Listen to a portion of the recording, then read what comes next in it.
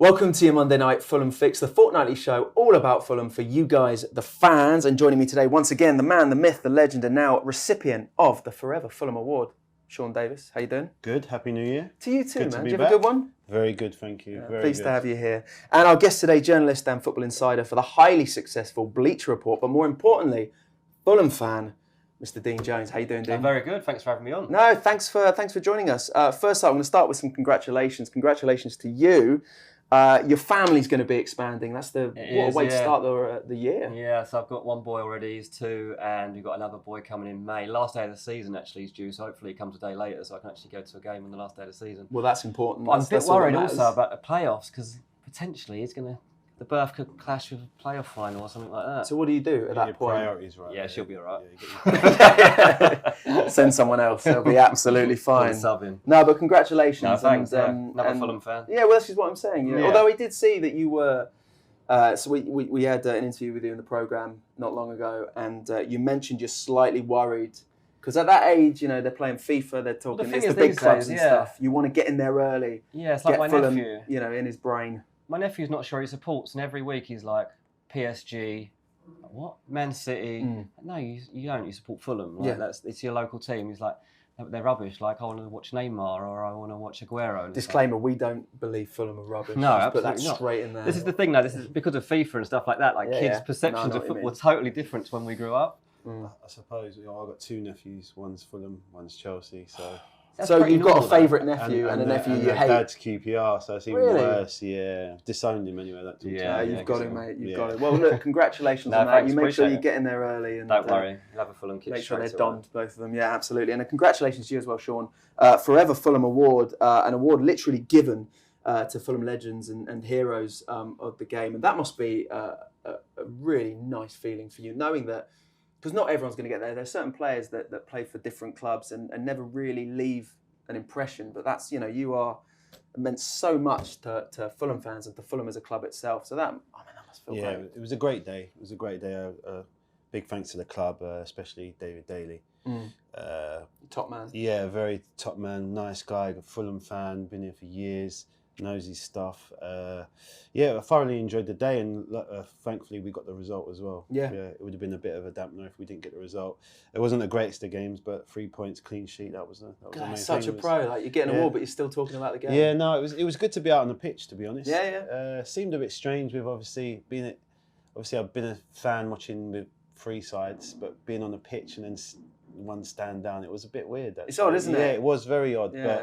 But like I say, I got a great reception. Thankful and very humbled. And the other thing I'm finding is I'm missing apparently some incredible sunsets because my back's turned to the river. I don't see anything. Well, and everyone keeps taking these photos and we're totally oblivious. Yeah. Well, we've been missing a lot having that stand there the whole time. Yeah, we haven't. We didn't realise. Just keep it down. Some beautiful sunsets, some great Insta moments. Yeah. Right, Dean, it's great having you here, but you are officially a bit of a man in the know. For those that don't know what Bleacher Report is, explain to them and what you do for them. Yeah, so it's an American company. Mainly they specialise in like American football and stuff. Traditionally over in America, where they compete with ESPN to be the biggest company over there. A few years ago, they went into football or soccer, and I joined 4 years ago now as football insider. So I have to talk about transfers and managers under pressure, stuff like that. And analyse games as well as all that kind of stuff. It's just a really interesting job, really. I started off in newspapers, and it's kind of a progression to go online, and social media aspect of it is just blown everything away now. It's massive. It's huge. It's just huge. Bleacher, I think we have 7 million followers on the main account, 3 million, I think, on our football account. Yeah.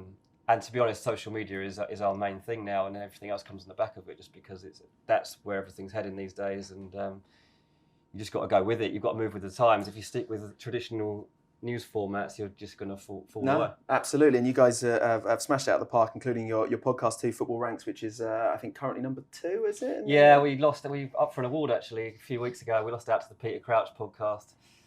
bit annoying, but it is a bit annoying, isn't it? Yeah, to be fair, he's Peter Crouch, and he's a nice guy. He's a nice bloke. Yeah, you'll take that. But he's got some good stories. He has got some good stories. He's got better stories than me in football, so fair enough. But it is great having you here, especially as it is the January transfer window. So we're going to be talking quite a bit about transfers a little bit later. Yeah. Before that, it's time for the Big Three, and this is where we take a look back over the last couple of weeks in the world of Fulham and discuss the Big Three talking points. There was quite a lot going on. We're going to start off on a positive here. Number one for us, Hector signing. I mean, he's been technically at the club. He's been training for a while because I think we've had him for about 6 months or so, maybe even longer. What's our thoughts, firstly, on his performance and the fact he's joined the club at this sort of key time in the season? I think he was much needed. I think we needed some competition at the back. I think it's one area of the pitch where you could say there's been problems, whether it's communication, whether it's just players not being on form at the right times, and the combinations that we've tried at the back just haven't quite worked. And you just kind of want some confidence there for the fans as well as the players. And I think that bringing in somebody like Hector and actually the fact he hasn't been able to play in games and has been able to spend time getting to know the team just on the training field, probably going to help them because it means he's been able to build relationships that way, and that when he comes into a game, he'll be more confident and he'll know the players around him, which doesn't normally happen with a new sign when you're making your debut. So I thought he did quite well. I thought looks really good in the air, looks very strong and physical, and it's his debut. You can't say too much about one performance, about his best assets and stuff.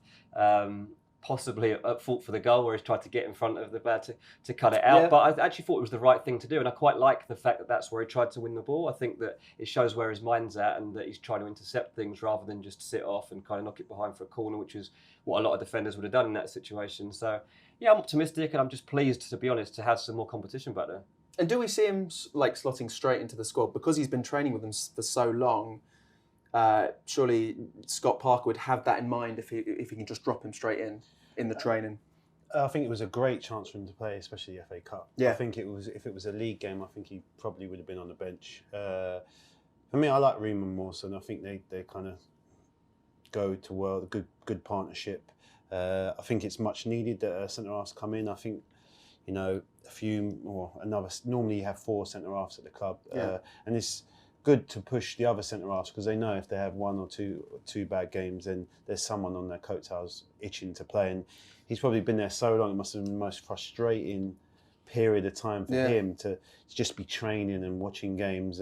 Some players terrible, which I was terrible at watching, especially when you were fit. So it must have been a difficult period for him. I bet he's glad he's got his first appearance out of the way, and he'll probably be looking to try and fight to get the shirt to start in the next game. Yeah. Okay, so our second big talking point of the last couple of weeks is the festive period. A real mixed bag of results. Some proper highs, beating Leeds, obviously, beating Stoke, but some lows in there as well. Drew with Luton, we really should have done better. A couple of mistakes there at the back, and then losing to Reading. Which the worst. Reading. We lost to Reading. It's a Charlie Adam goal. Oh my word. So, like I said, there were some highs in there. It wasn't the worst results. We could be in a far worse position. We showed some positive moments, some real positive moments. What are the positive and what are the negatives that we can take away from these results? Well, I think actually there are positives to take. You think we started December off? I think it was 3 defeats in a row we suffered at one point. I think it was after actually your last show. The next 3 games, I think, actually, we ended up losing. And that was a time when immediately the fan base starts to panic. They're not sure if we're going in the right direction. Is Scott the right man? Blah, blah, blah. And it's really important that you fix that straight away.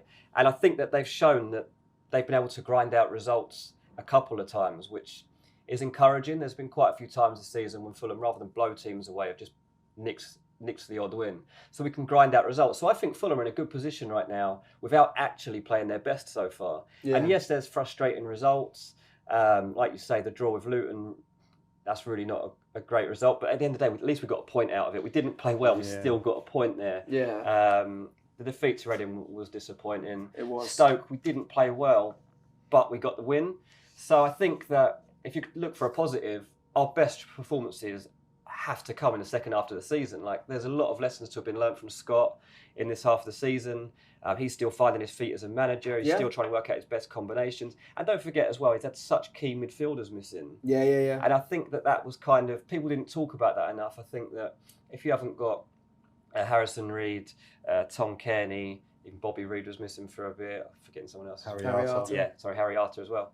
That's such a key part of your team. And I think that if you haven't got even one of them, you're going to be affected. So at one point, I didn't think we had any of them available. So I think we've actually come out of it not too bad to still be in those playoff places. Scott talks about consistency a lot, especially after losing a game. He'll talk, we just need to find that consistency.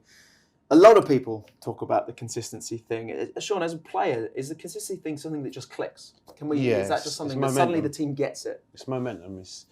It's tough in the Championship because games are thick and fast, especially over the Christmas period. You've got a game every 2-3 days. It's quite grueling. To be fair, touchwood, we're lucky we didn't pick up as many injuries as you can over this period. I just feel we normally get better after Christmas. It's known the last 3 or 4 years we've been in the Championship. Come Christmas time, we kind of get into a groove. I'm hoping that happens again. I think we're still there or thereabouts, which is a good thing. It can all change in this league. 3 or 4 wins in a row, which we've shown we can do. The only thing I would say is that things like going away to Luton, you score 3 goals and you don't win the game. That's disappointing. But then we can put those down to, I think that a couple of those goals were just mistakes. Just giveaways, weren't they? Yeah. Home games, I think, if you got any aspirations of finishing the top 2 of the Championship, you need to win your home games. And that's vitally important. Even though this team can go away with the attacking players they've got, and like you said, they've grinded out results, so you can go away from home and pick up results as well. But you can't be losing your home games, especially to Reading. That was very disappointing. It was, But they showed against Stoke that they could grind it out. They defended well when they needed to, and nicked the goal. So I'm hoping we can go on a run now. Like I said, I've looked at the fixtures, and March seems to be the one. If we're hitting some form there, we could, maybe surprise a few people and sneak into that top 2, and that should be the ambition with the players Scott's got, with the ability he's got in the squad. If he adds in January, if he doesn't add in January, I think it's vital that he keeps everyone fit. No suspensions as well. FA Cup was important as well, I think, just to get that win. I know a lot of people don't prioritise the FA Cup these days as a tournament, but I think that's a bit weird to me. Like, why wouldn't you why wouldn't you think that's important? It used to annoy the life. Excuse that sound, by the way. If that did come across, we are right by the riverside. It used to annoy the life out of me, even getting dropped for like a Carling Cup game, because we're not Chelsea, we're not Liverpool, we're not Man United. We're not going to win the Premier League. We're not going to have a chance of winning the FA all the time. So why not try and win something, win some silverware? Because me now, as I'm retired, looking back, I look back, what did we actually win when I was playing? We won the league a couple of times. We got to the semi-final of the FA Cup. Were you playing in that game? The unfortunate 1-0 to Chelsea. John Terry header. That's frustrating day. Yes, the most frustrating part was why they played it at Aston Villa. It was still London club. But it baffles me why people don't take the FA Cup seriously. It's like, Well, Scott, we're going to touch on that in just a second. But Scott seemed to. I mean, the team that he put out, a lot of people weren't expecting it. A lot of people were expecting, Bettinelli in goal, for example, Sessegnon getting on there. A number of players, AK up front, ones that you wouldn't necessarily see start. But he put out a few surprises in there, changed up, but he kept the defence. Quite solid. And they need it, don't they? Because they need to get to know each other better. They need the confidence as well. And I think they'd have taken quite a few positives from that game. Which if they'd have been rested and you would just put out a second string that weren't going to play together again, next week they're all suddenly back together. You're not building on anything. And I think you want to start a new year with upbeat results. And to come out of that, you're looking at it, beat 2-1 Villa. Okay, Villa didn't put out their best team, but that side's still a good Championship side. Some big players in that team, It couldn't have gone any better. Harry Arter coming back. Scoring a goal. How important is that? Hats off to the academy as well. 2 more players coming on. Harry Arter coming back is massive. Let's not forget he's a big player. He's massive. He's a big player. And he's been gone quite a big chunk of the season. He must be so frustrated, and to come back and come on and score, which we know he's got that in the bag. It's just can he. Now, obviously, when you come back, your first game, you're on a high. You normally do quite well. It's just after can you then find the fitness? And I mean, Harry Arter kind of epitomises what everything at Scott Parker's about. I mean, obviously they know each other very well anyway, but he is Scott Parker he's almost. A workhorse, in his temperament, in the way that he plays football, in the fact he's always chasing things, tackling. And you need that. You really need somebody like that. And I think there have been times in the Championship where we just haven't had those players, and it's really cost us. And Harry Arter staying fit for the rest of the season is so key if we're going to go up. Yeah.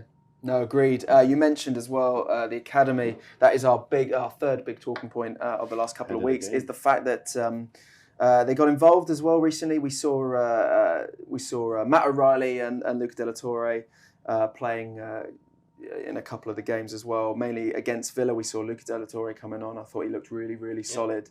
And obviously Jay Stansfield as well came on, 17 years old, absolutely tearing apart. Is it the under-18s at the moment? And he just looked ace, and almost bagged an assist. What's our thoughts on the academy? But let's focus mainly on Jay. I mean, I haven't seen a lot of him live, but I just think he looks like he's got it all. Like in terms of raw talent, like to go out there and play the way he did. I love the way that he was chasing straight away. Looked confident. Obviously, we've seen all the clips of his goals and stuff he's been scoring in the youth team. He's not having any problem finding the net. And do you know what? I just think have him on the bench for the rest of the season, to be honest, wherever you can, because the lad's got absolutely nothing to lose. And we've seen so many times, it's kind of trendy at the moment in Premier League football to put some faith in a couple of your young players. We've seen, I know it's a little bit different, but say what Tammy Abraham's been able to do at Chelsea when someone's finally believed in him. And I think Scott's the perfect man to take a couple of these lads under his wing and be like, there's no pressure on you. There'll be times in games where I'm just going to give you the opportunity. You've got nothing to fear. And get out there and show what you can do. And I'm absolutely convinced that Jay Stansfield will score goals in the Championship. He's not going to start games yet, but 20 minutes here and there, surely. He looks so unassuming as well. Like he's kind of so slight, but so quick. And when he came on, I don't think Villa almost took him seriously. You know. I like him. I like his attitude. I think he's quite a humble lad as well, which is almost got an assist as well. Scores some great goals. Yeah. You hardly ever see him scoring and tapping, but what a boost for him and his family, and just show that hard work. What can it can produce for you? So for him now, I think it's just all about managing his expectations, and Scott will be great for that. He'll be dipping in and out, I think, of the first team. But for him, what a great opportunity to come on and make a name for himself. Another reason why the FA Cup's such a good competition, because it's for those moments. We're into fourth round now, and you'd imagine he'll be in and around that team for that game, give him more experience. I mean, Sean will have seen way more of him than I have in terms of... For him as well, when you look at the pathway, apart from Mitrovic, how many strikers are at the club? Yeah. So for him, there's the pathway for the young players, especially for him being a striker, he must be grabbing onto that and holding onto that and thinking, do you know what, if I work hard, if I keep my head down, if I listen to the coaches, if I'm coachable, if I do the extras after training, before training, I've got a chance of playing. And Scotty's shown that if you do work hard, you're going to get an opportunity. And the fans love it. The fans love it. I mean, Sean knows knows the most how much fans love it when somebody comes through and they're kind of somebody that they can have an emotional attachment to. And the frustrating thing about Fulham in recent years is that every time we've become attached to someone, they've left quite soon after. So you think Sessegnon recently, there was Moussa Dembele before that. Someone else I'm thinking Patrick Roberts. Yeah, Patrick Roberts, sorry. And it's just frustrating that you can see this raw talent and you're like, let's get these lads out on the pitch, and you just haven't. Yeah, I think the Patrick Roberts one was the disappointing one. I think Sessegnon, the whole Ryan Sessegnon one was handled perfectly. I think he played so many games for the club. Oh, absolutely. So many goals, broke records, and then gone on. Obviously, I think we'd accepted if we didn't stay up in the Premier League that he was going to have to go. Yeah.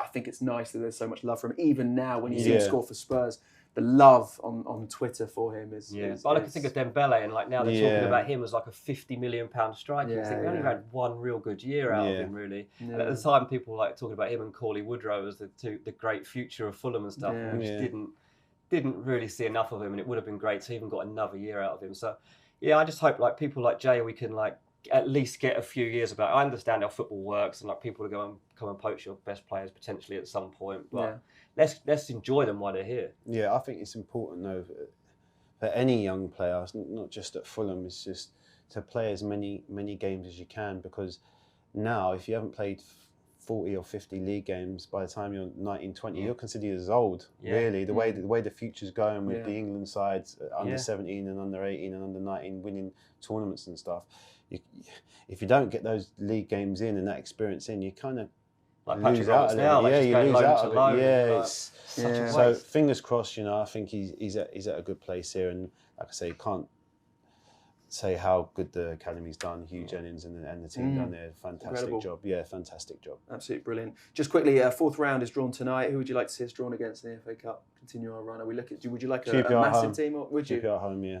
All right, QPR home. I'd say QPR home. QPR away, because I like going there and winning. Yeah, nice. There we go. I don't like derbies at home. I just don't get the same feeling. Like when you're in an away end for a derby. I just don't like the track. I just don't like that. Don't like Shepherd's Bush. Yeah, Shepherd's Bush. Just not really a big fan of Shepherd's. It's very cramped as well. I've got quite good memories though winning at QPR. I was at Brentford though recently, and that ground. I was lucky. My mate's wedding was that day, and I missed it. So I was building up to it, and then I saw the score, and I was like, you missed it. You're good to miss that one. But also, it's like being on an EasyJet flight. It was awful. It was just you're cramped, and I think Loftus Road is I've got good memories at Loftus Road, to be honest. When we played there for a couple of seasons, on into total. Yeah, it was. We had some great moments there. Probably, what would I say? Tottenham at home, 2-0 down, come back to win 3-2. It was amazing atmosphere. Beating Liverpool there. Some good times at Loftus Road. Not as good as Craven Cottage, obviously, but definitely had some good times. Yeah, nice. There we go. We're both going for QPR home and away. That's the draw we'd like to see. So next up we have Hull away, which is never easy for us. We've not won at Hull for a long time, and Middlesbrough as well at home here on a Friday night. You mentioned earlier Patrick Roberts, his return to the cottage. I'm sure we'll see him on the pitch. I'd like to think he'd expect a warm reception. I think I definitely would. Yeah, it wasn't his fault the way that things panned out. It was really frustrating actually when Roberts had that season here and Kit was manager, and he'd put him on, and Roberts they basically kick him like the first 10 minutes he was on. They would just aim to either give him a dead leg or like just clip him on the ankles, and it was such a frustrating time to not see him be able to show what he's capable of, and it does worry me a bit that he's coming back this soon after making a loan move in which he's really got a lot to prove at the moment, not to Man City but also he's got Patrick Roberts hat-trick written all over it. I just feel that if you're all young lads looking at it, why would you want to go? Why would you leave Fulham to go to Man City? Why wouldn't you want to be the big fish in a small pond? The coaching's not any better there. They're playing in the Premier League. I just feel that why don't you just play your football, earn your trade? There's no go somewhere to then get loaned out. I think it's the worst. If you're as a player, that feeling of going somewhere and it's not quite working out, and you get loaned out, and when you're a lone player, you don't feel like you're at home or you wanted.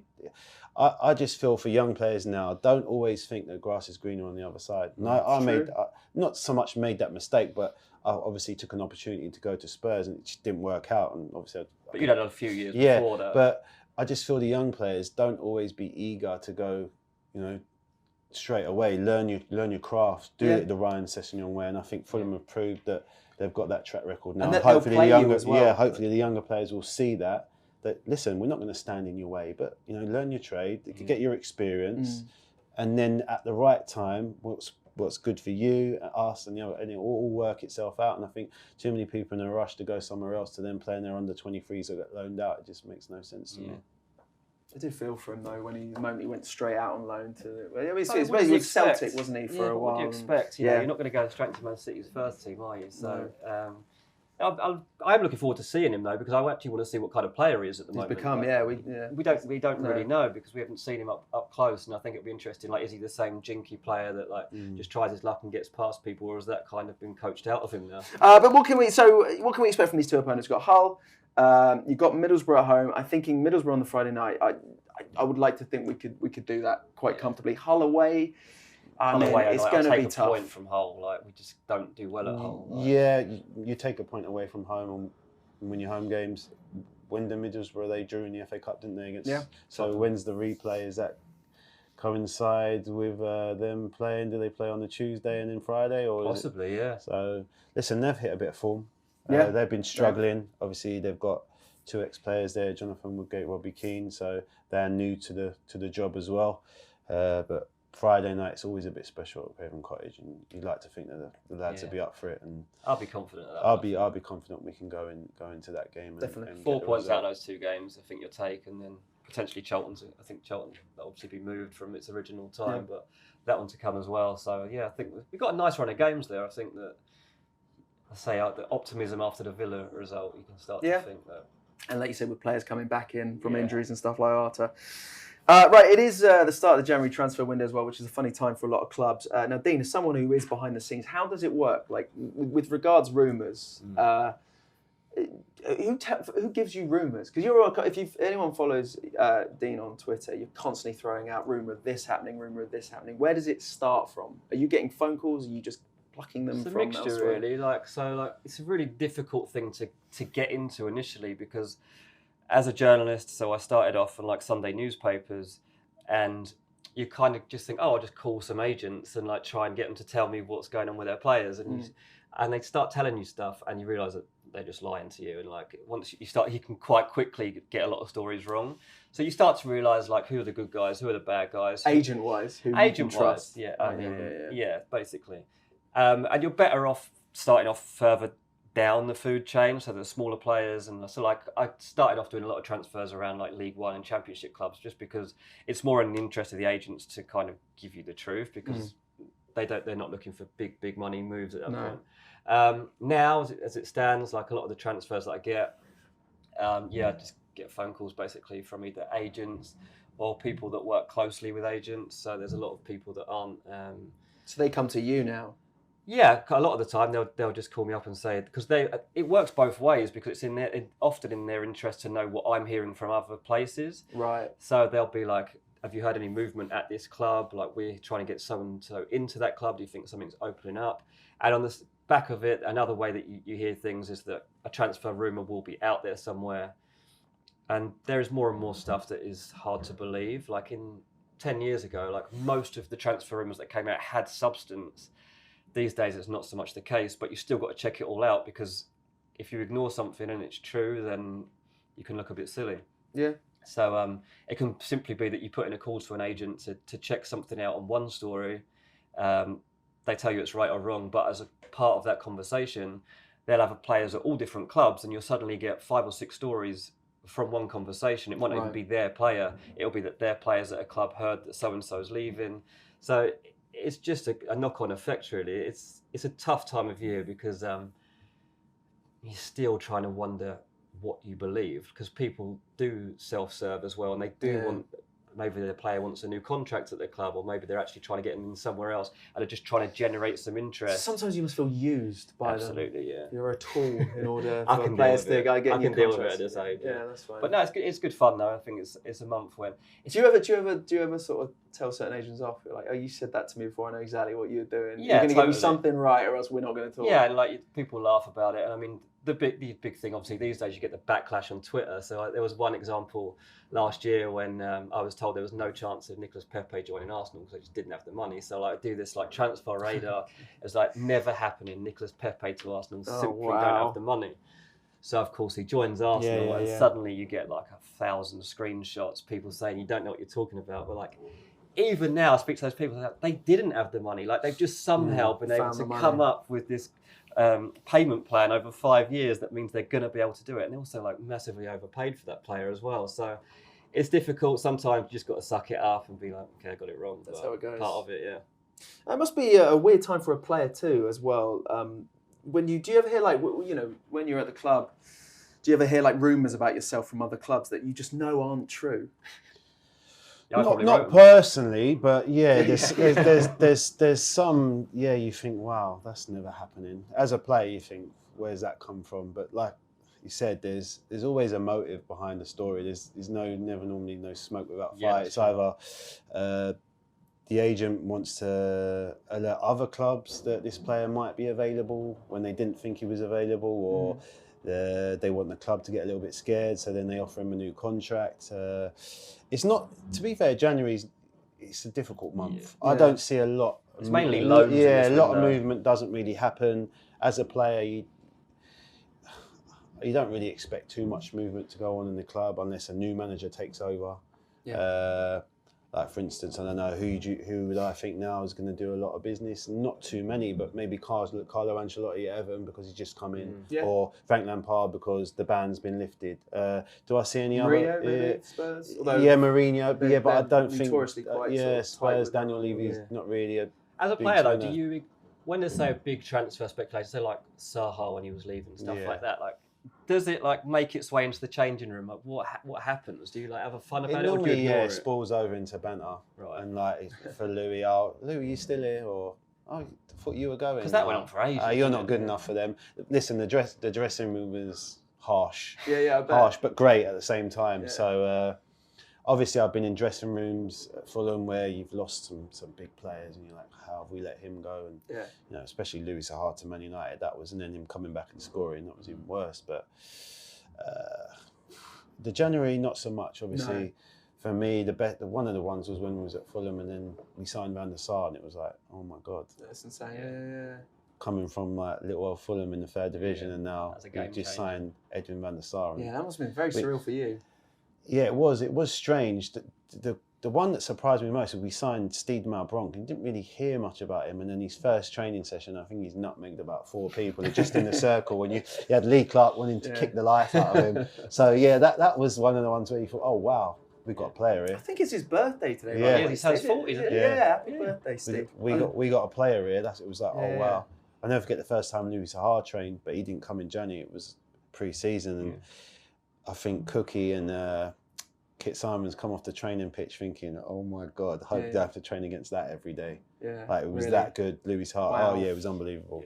It must be when you know you're leaving, or you know something's going to happen in this transfer window. Is that a funny feeling for you? Are you thinking, where am I going to go? You know, because you've got to think about your family relocating. You you hope it's not too far. The only time I had that properly was at Portsmouth, and it was only 5 months left, 6 months left of the contract. So you knew that something was something could have happened, could have gone here, could have gone there, and every time the phone rings, you think, oh, what's going on now? But as a player, you've got the right to say, I'm not going anywhere, or I want to go, or I'm not sure. I feel as a player, you don't have to go unless you get pushed out. Unless you get pushed out, and it can happen. You can want to stay somewhere, and you get trained with the kids.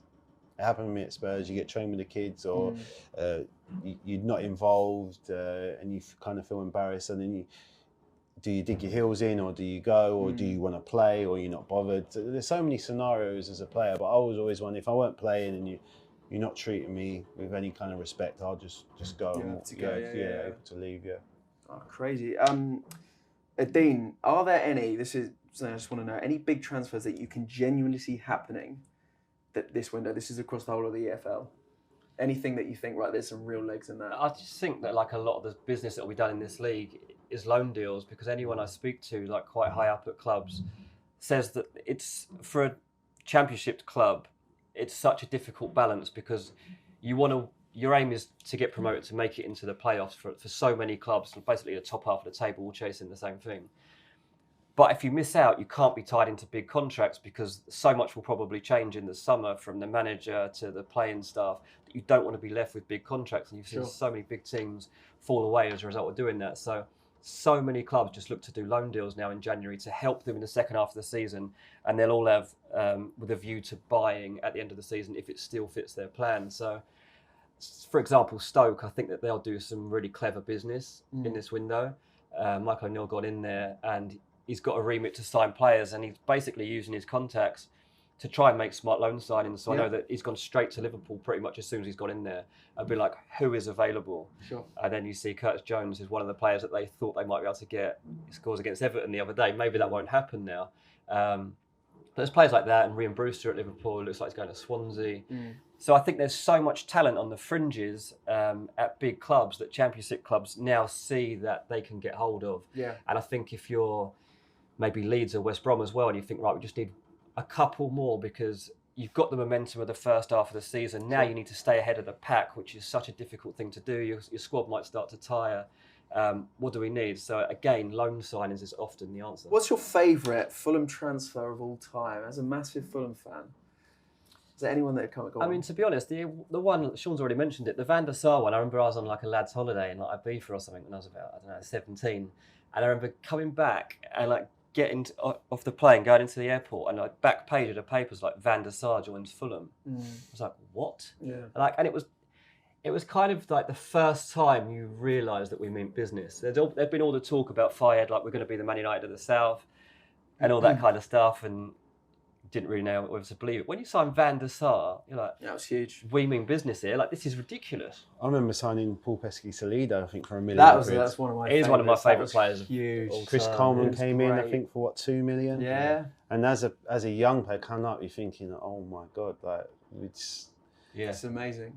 Some exciting players to be around as well for you as a young some great player. characters as well. Yeah. Well, two different characters there, Chris Coleman and Pesky-Salido. One was miserable and one was the life and soul of the dressing room. So I think you know which ones I'm talking about. But yeah, it was the rise. The rise was great. Like I said, the Van der Sar one was the whole. Oh my god, wow! That was the top of the tree. There was some, from when we started under Mickey Adams and Alan Cork, obviously, to I think we signed Darren Freeman. He was a good player coming in, but then obviously when we got promoted, and Pescalito came in, and then I remember like Bjarni Goldbeck and people. Paul Moody came in, and I had to clean. It just gradually got better and better, and you're like, where does this end? Yeah. Like, who are we signing next? Waiting for Ronaldinho to turn up at one point.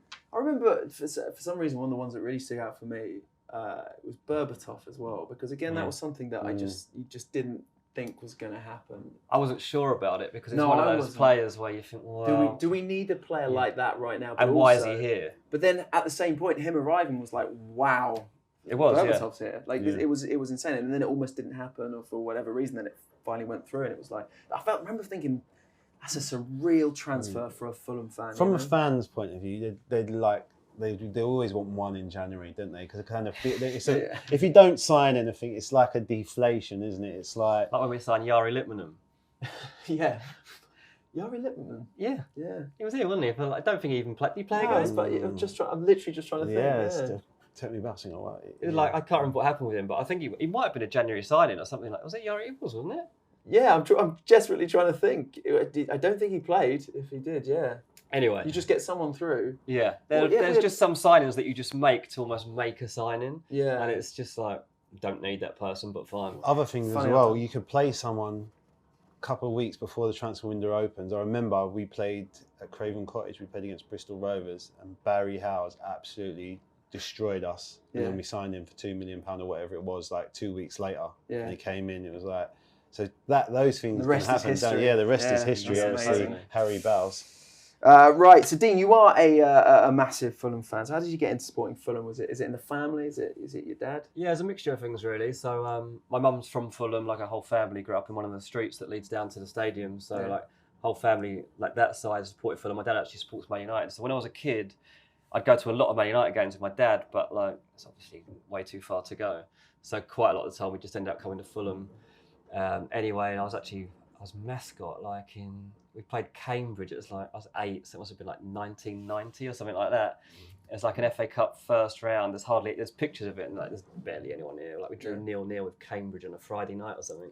One of the greatest nights of my life. Yeah. I think Dion Dublin played for Cambridge. Who did you walk out with? Do you remember? I walked out with Mark Newsom, was it? Right. There was a few in that team, like Justin Skinner and people like that. Martin Pike. Too late for Gordon Davis? Gordon Davis, I think, played, but I might have been playing. Yeah, I know that Jim Stannard was playing. It was all kind of that era. I think like Ray Lewington and people. Ray Lewington would have been a young coach at the time. I don't know if he was manager, but he was definitely there. That was early days, and then I played for Fulham in the Centre of Excellence. So I went from that to joining Fulham when I was like, I don't know, 12 or something like that. And so when you play for Centre of Excellence, you get 2 tickets for every game, basically, if you want them. Yeah. So started doing that and just going with my mates here and there. What position did you play? I was a forward. Where are you? Main reason I got released, I was too small to be a forward, basically. Don't tell Jermaine Defoe that. Yeah, Jermaine Defoe's stronger than I am, so he got away with it. I wasn't strong enough. So I had a couple of years at Fulham at that age, and then when I got released, When you got released, did you fall out of love with them a bit? Is that quite hard to keep supporting them when you're they didn't want me? Controversy. That's tough, isn't it? Like, I'm just saying, was that... Skirt around the answer, really. Not really. If anything, it had given me the bug more because I'd never really gone to football regularly. I'd gone every now and then to watch Fulham, but I'd never really gone week in, week out. So once I'd stopped having the free tickets, I was like, okay, what am I going to do here? And just season tickets as you're a kid, back then were cheap. So it was got a season ticket. All my mates from school got it, and you're 14, 15-year-olds just going to football on a Saturday, and you kind of got the bug through it that way. So those kind of all combined really, and I just kept going, and then it changed again because I became a journalist and started covering Fulham, which was another weird aspect to it. But yeah, so I saw Sean's early days as well as him leaving. Emotional times. Yeah, saw his whole angry times for some of us as well. Sorry, sorry, viewers. We'll bring it up again later. Yeah, we will. Right, we want to know now your all-time 11, your favourite starting 11. We did this with Gentleman Jim. I thought it'd be fun to do it with you. So what we want to do, you're allowed starting 11, 4 defenders, 4 midfielders, couple of strikers, goalkeeper, 3 subs, and a manager. So do you want to start with goalkeeper? My goalkeeper would be Van der Sar, just as we talked about before. It was just a game changer, just a player that you never expected to turn up at Fulham. Probably never should have turned up at Fulham, really, when you consider he ended up going to Man United on the back of it. He should have probably flipped that around and done it the other way. I've never, I was a forward, so I didn't really ever care about goalkeepers, but it was the first time I was really watched a goalkeeper. Yeah. I used to actually have a ticket behind the goal, so you'd really watch him as well. It was just and he was such a nice guy. Quite often, when Fulham played reserve games down at Woking, I'd go to a few down there, and I remember there was one spell where he'd been injured or something, and afterwards he's played a couple of games, and he would just stand around chatting to people, and he just didn't expect that of someone like that. So yeah, just a top man really. I like that. Right, your defenders. I'd be Finnan at right back. I don't think there's really any competition for that. Gradually got better and better, and in the end you just couldn't keep him because he was too good for us. My centre backs would be, I'd have to say Cookie, just for everything that came as part of the package. Not only was he a ridiculously good footballer, he was just such a big personality. Well, like you said, he was best the dressing room. Best captain I've ever played under. Yeah? Yeah, by a million miles. Yeah, great for the team spirit. Yeah, he was great, and that whole team that was basically built around him that got us up from Division 2, it had been at the time, I guess, was just, he epitomised everything that was great about the team at that time. So I think you'd have to have Cookie in there, and I'd put Breda alongside him, I think, just because of everything he managed to achieve with his club. Incredible. Yeah, such a solid player. Such a solid player, and again, a really nice guy, a very humble guy, didn't have an ego, which is quite hard to find in modern day football, even when he left us. And when his time at Crystal Palace, there's a couple of times I went down as a journalist, and Breda was getting the train to training, and just oh wow, you just don't see that a lot. Yeah. And then left back, I guess Konchesky, I'd probably give it. Yeah, I like Rufus. Rufus would be unhappy about that. Rufus, he would be desperately unhappy. Yeah, it would have been out of those two. I'd just say Konchesky, just because of the levels he was able to hit under Roy, probably just because of the way that Roy was able to coach that team. Just lifted everyone to a level they probably never got to before. Didn't work out for him at Liverpool after that, but it didn't. No, yeah. But no, I liked Konchesky a lot, and he had a boot on him as well. Great striker, really good striker. Yeah, probably scored more goals than probably Rufus. should have actually. Yeah, really. Yeah, Rufus will tell you he's 1 goal Stoke at home or something like that. I think he's got a penalty against someone, Rochdale or something Rufus like that. Was fun though, he was great. Rufus was great, and everyone loved him. And I remember when he was injured once, he sat. It was called the Stevenage Road Sandwich, where I used to have my ticket back then, and he sat all amongst us. I remember as a kid, I was buzzed knowing that he was right behind me, and I was tugging on my dad. Rufus Brevitt behind me. Yeah. Not tugging on these dreads. That's what we used to do. He used to hate us for that. I bet. Yeah, I bet. Right, midfield. Midfield, I have to go Danny Murphy. Yeah. Just different class. Just loved his passing, his tackling, his work rate, some of the goals that he scored, the timing of them. Just thought he was a brilliant footballer. I couldn't really even believe how long we had him and for that period. Didn't expect him to turn up at that point. So to watch Danny Murphy regularly was a real treat. not just because he's here, but Sean would actually be in my favourite Fulham 11.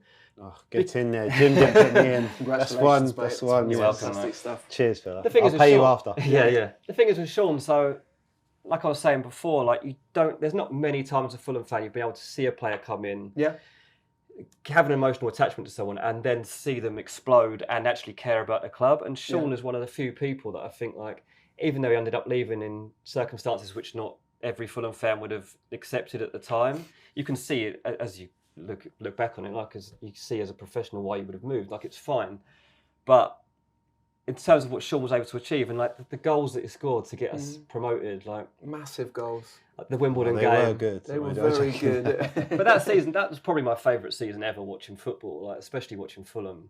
Remember, like there was the Wimbledon game, the Blackburn game, this Huddersfield game in there away where we won 2 or 3-0. Yeah. And you just knew that something was coming. Yeah. I think was it the Wimbledon goal that you scored? Yeah. No, Sheffield Wednesday. Sheffield Wednesday, yeah. And I remember being at the back of the Hammersmith stand up at the Green Pole for that one. And honestly, the place just went nuts. Yeah. And just moments like that, as a Fulham fan, like you don't really expect moments like that because we're a small club. Yeah. At that point, we were still on that journey up, never actually believing that we were going to get to the Premier League, and it kind of all came together. And to see someone that actually cares about the club help you do it was just a nice thing, really. So Sean gets his place. Nice. Well done, Sean. You've earned that. Cost me a fortune to get. And then the other midfielder, as just a traditional midfielder, I'd have in there is Moussa Dembele. When he joined us, he was a striker. And I remember actually interviewing him when he came in, and he was like, "Oh yeah, I want to be like Patrick Kluivert, like that's my hero." I was like, "Okay," and like tried to become that kind of striker, just didn't work for him at all. He scored a couple of goals, but just wasn't turning out. Yeah, I remember his shots always seemed to just go straight to the keeper. They were always really accurate, but I don't know, he never really picked out a corner. He was obviously so technically gifted. Unbelievable player. Just wasn't for him. And then there was this masterstroke to try me as a midfielder. Oh my God. And I mean, he never looked back, did he? He felt like our secret for a bit. Do you remember there was a point where we were like, no one seems to know about this guy. Yeah. Yet he used to get them. I think he was the reason, wasn't it? Famously, Berbatov wanted to play for Fulham because he wanted to play with Dembele. Oh, really? That's what I heard, and that's when I suppose you didn't think that transfer was going to happen because Dembele had then gone with Dempsey to Spurs. Yeah. And then I think it was Martin Yole was then persuading Berbatov that Bryan Ruiz was a similar player to Dembele and could do similar sort of things and stuff. But no. But yeah, Dembele, the way that he could like protect the ball, the way that he could turn, pivot, like little Cruyff turns just in no space at all, distribute the ball. Like, can you imagine playing with someone like that in midfield?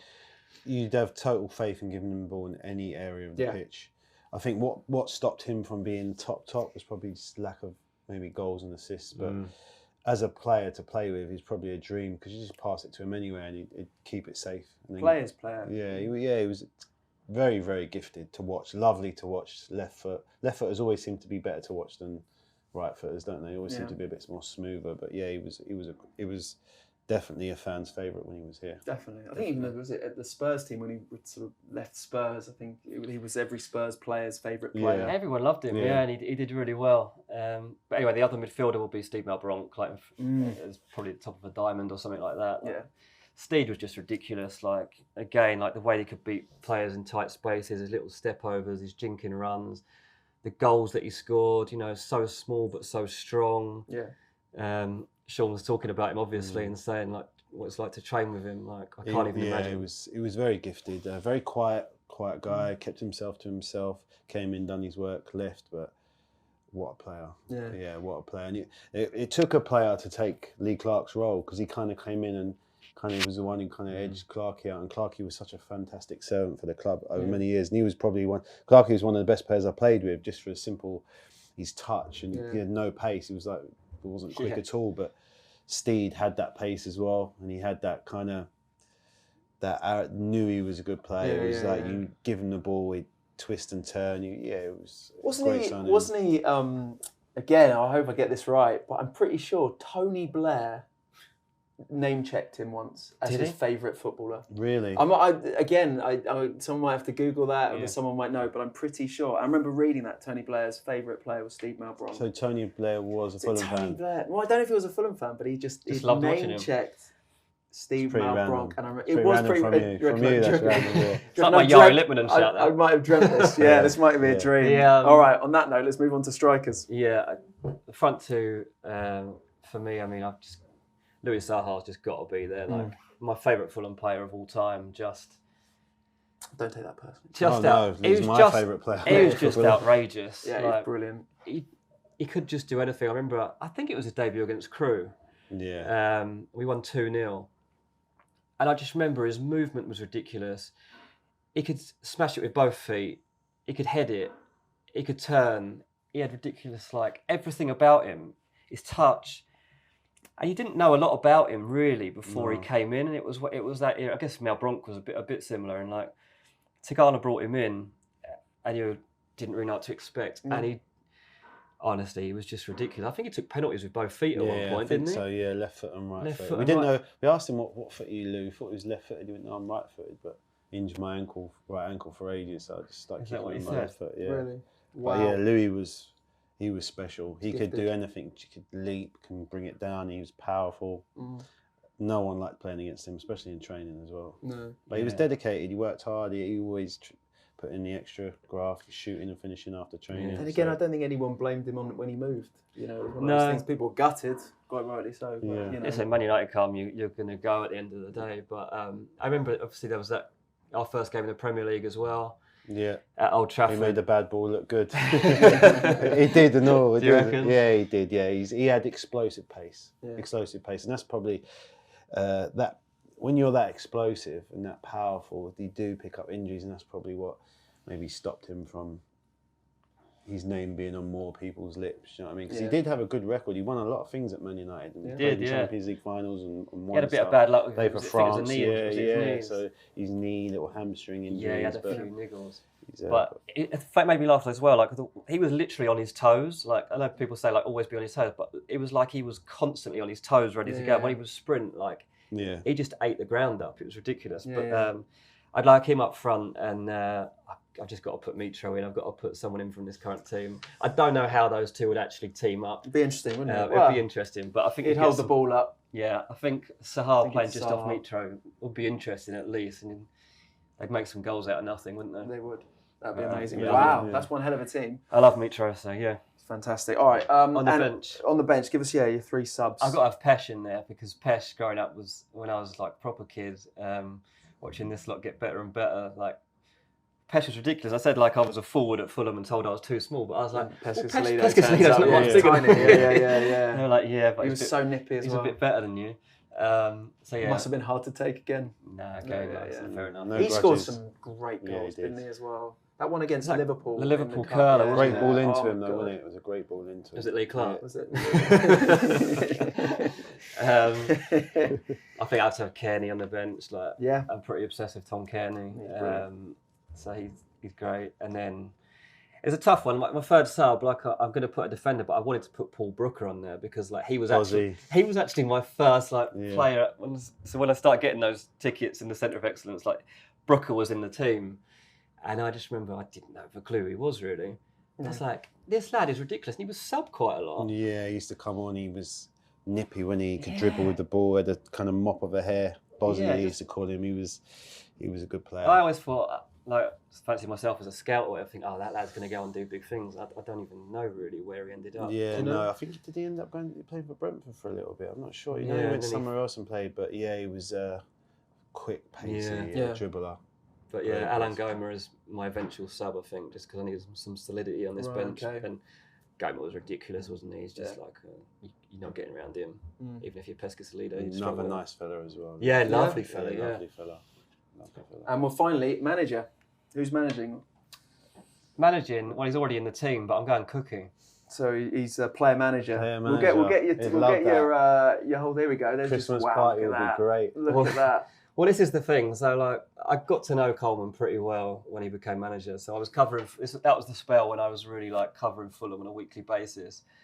And honestly, what a top man! Like, you'd hear like as a journalist like stories of what it used to be like and how you got to go to the pub with like the players and the managers, and like you get all these inside stories, and like you don't experience that anymore. Yeah. But with Cookie, we did. So there was, he just made you feel like you were just like part of it all, really, especially if you were covering them all the time. He wanted you on side. I was quite young at the time as well, like probably early 20s.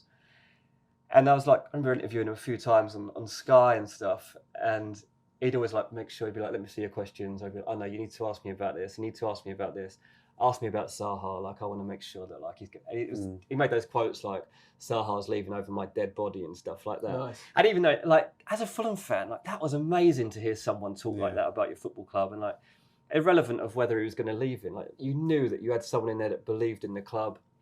He did the same. I remember being on a pre-season tour in Austria, I think it was, and Boa Morte was being tipped to leave, and Cookie was like, I don't care if he's leaving. Put this interview out. I would like, he's not going anywhere. Like, make sure that our view is that he's not going anywhere. And on the back of that, like, he'd take you out for a beer. Like, if you saw him on a night out in Kingston or something, like, he would look after you. Yeah. And it was old school, but it really worked. You know, he gave Fulham fans obviously a win at home to Chelsea. And he was just a top bloke. And I remember when he left, like, calling him. And he was gutted because that whole era of that whole spell of his life really had come to an end. And, you know, after that, you're thinking, well, how am I ever going back to Fulham? And obviously he's gone to do really good things. But for me, Cookie just set himself aside. You could say Roy Hodgson and people like that. But it was Cookie's character for me that would make him my manager. Nice. I mean, that's one hell of a team. Hell of a manager. What's going on there, Sean? Catching flies is normal. Is it catching flies? Catching flies. Nice. What was your favourite season? Probably the season we got promoted. Yeah, that was the most enjoyable. Great team spirit, great players. Could name the team off by heart. Do you know what I mean? Yeah. So really enjoyed it. And when you look back at it now, it's something you're part of history, part of the club's history. Yeah. Do you feel lucky that you were at that age as well? Yeah, I was. You know, embrace it. I had some good senior pros. That's why I always say Cookie, Simon Morgan was about then, Kit Simons, Lee Clark, Rufus, Barry. They all kind of took me under their wing. So it was, I was the young lads of the group. So I could always be mischievous and just blame it on the older players. Which was quite good. Not that I was mischievous. Yeah. Obviously. Keep that one. Obviously, of course. I feel like now I want to dive in a bit more, but I realise now we've been here. There's always a next show. Come back. Next show we'll have you. We'll get we'll talk about Wimbledon Village. Definitely. Wimbledon Village? Yeah. What's this about Wimbledon Village? Yeah, this is shut good pub, that. Yeah, it was a good pub, Very good pub. So you got some stories to tell? Yeah, that's where we built the foundation for winning the league, Is it? Yeah, the jukebox, Wimbledon Village. Dina Moore, Really? Yeah. All right. Next couple of weeks, right? A couple of weeks' time, next episode, we're going to get that promoted, I'll tell you that story. Oh, really? Yeah. Take the current team to the Brewery Town. Yeah. All right, awesome. Well, that's it for your Monday Night Fulham Fix. Thanks once again to Sean Davis, and we look forward to hearing that story all about, as always. The tap, what's it called? The Brewery Tap. I think it's a Cafe Nero now. Yeah, that's a shame, isn't it? It's a shame. Okay. And I guess as well, Dean Jones, thank you very much. And cheers. If we don't see you, baby becoming a father again. Yeah. All of that very, very exciting. Yeah. Have you said goodbye to your mates? Playoffs. Yeah, I'll say goodbye to them. I'll send them all a WhatsApp. That'll be that now. No more FIFA. No. Sad times, isn't it? Oh, dear. He'll be back. By the time that new stand's up, hopefully I'll have a few season tickets in it. I hope so, definitely. That's the plan. Get them all lined up. Make sure they're all wearing I'll go missing for a couple of years and then I'll bounce back. Yeah, quite right. Remember as well to check out Bleacher Report. It's absolutely fantastic. And the brilliant podcast, Football Ranks. We're going to be back in a couple of weeks with a new episode of the Monday Night Fulham Fix. But until then, we are going to leave you now with our highlight of the last couple of weeks. This is courtesy of Gentleman Jim and Jamie Reid discussing how to pronounce the letter J. See ya. Is he Hotter or Jota? I think he'll answer to both. I can never make my mind up. The Spanish is one and the Portuguese is the other. I think... I'm not sure. I'd say Jota, but I don't know. I can't say with any certainty. Because the guy at Wolves is the opposite. Yeah, he is. And Mourinho, some people still call him Jose, but he is Jose, isn't he? Yeah, so the J is the Portuguese, is it? Yes. Going on that basis, in which case this one will be hotter. Yeah. He's Spanish, isn't he? Yes, he's Spanish, yeah. Yeah. We've got there in the end. We've taken the A roads, the A38, rather than gone down the motorway.